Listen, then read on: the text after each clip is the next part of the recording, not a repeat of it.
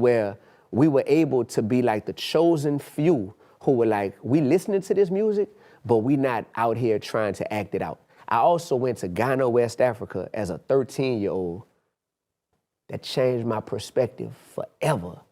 How did that happen and what happened? Man, shout out to Miss Deborah Harley. That was my kindergarten and first grade teacher, right?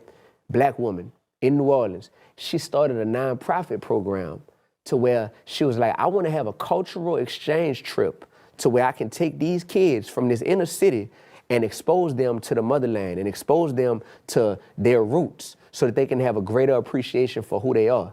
Man, at a time where I'm listening to lyrics, rapping about murder, rapping about drug dealing, rapping about running trains on women and disrespecting women, I get to go to Ghana and I get to see these amazing, beautiful brothers and sisters who are taking their education seriously, who are treating their elders and their peers with respect, and who are not the slightest bit materialistic. They not worried about rims on cars, they worry about clean water in their village. They not worry about jewelry and Jabot jeans and Reebok tennis shoes like us.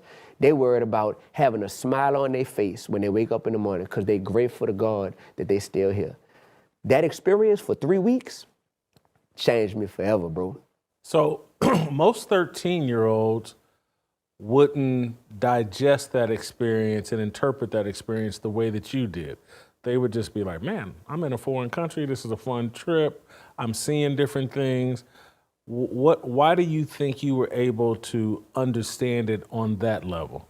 Because we had something that the rap game severely lacks, which is we had great leadership from our elders.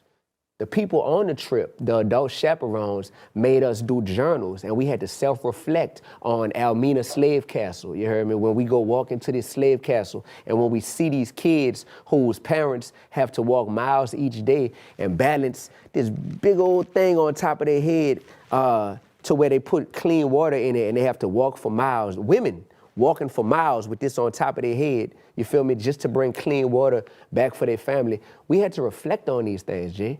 And once you reflect on what you're seeing around you and what you're taking part in, it helps you to internalize it. So it wasn't just, let's just come here and just take pictures for Instagram, you know, like today's culture is. So I saw what great leadership from elders can produce, which is a younger generation who self-reflects and who's ahead of their time and doesn't have to bump their head as much. I went on that trip, man.